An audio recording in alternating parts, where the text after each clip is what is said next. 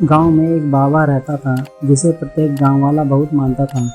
बाबा की एक छोटी सी कुटिया हुआ करती थी जिसमें आए दिन बहुत सी भीड़ इकट्ठी हो जाती थी।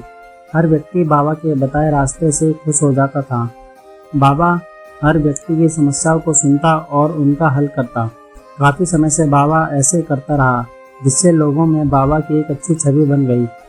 अब गांव में बाबा जैसे कहता वैसा ही होता था, परंतु बाबा का असली चेहरा तो अभी सामने आना बाकी था।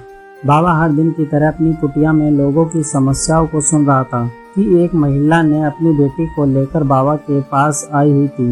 बाबा ने जब उस महिला से वहां आने का कारण पूछा तो महिला ने बताया कि उसकी बेटी की शादी को बहुत साल हो गए हैं, परंतु उसे कोई बच्चा नहीं है। बाबा की नज़र जैसे ही उस महिला की बेटी पर पड़ी, बाबा उस पर मोहित हो गया।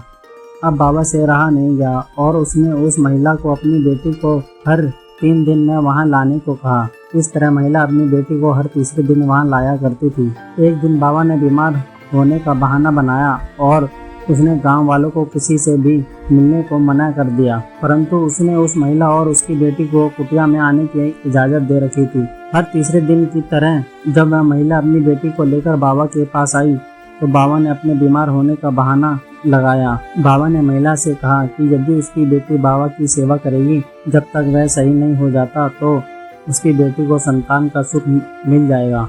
महिला बेचारी उस बाबा के झांसे में आ गई और उसने अपनी बेटी को उस बाबा के पास छोड़ दिया। फिर क्या था, बाबा को अपनी हवस मिटाने का पूरा मौका मिल गया था। पहले दिन बाबा ने उस लड़की का भरोसा जीता, परंतु जैसे दूसरे दिन की शुरुआत हुई तब बाबा ने अपना असली चेहरा सामने दिखा दिया। देर रात बाबा अपने बिस्तर से उठकर उस लड़की के बिस्तर में आ गया।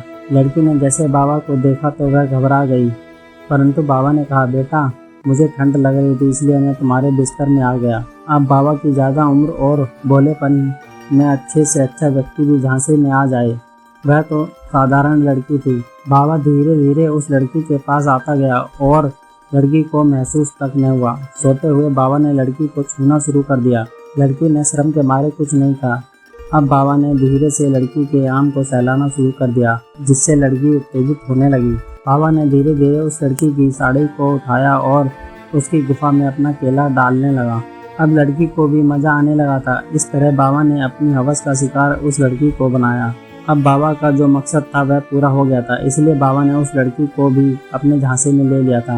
बाबा ने उस लड़की को कहा, बस तुम मेरे से मिलने आती रहना, मैं तुम्हें इसी तरह का सुख दूंगा। अब लड़की को भी बाबा के साथ मजा आने लगा था, इसलिए लड़की भी हर दिन बाबा के पास आने को तैयार हो गई। इस तरह बाबा के पास वह लड़की 5 दिन बनी रही। अब बाबा उस लड़की के साथ कबड्डी खेलता रहा। अगले दिन जब बाबा ने अपनी सही होने की खबर दी तो पहले की तरह बाबा की कुटिया में भीड़ इकट्ठा शुरू होने लग पड़ी। इस भीड़ में वह महिला भी आई ताकि वह अपनी बेटी को वापस ले जा सके, परंतु बेटी ने बाबा की सेवा करने का बहाना बना दिया और उसके साथ जाने से मना कर दिया।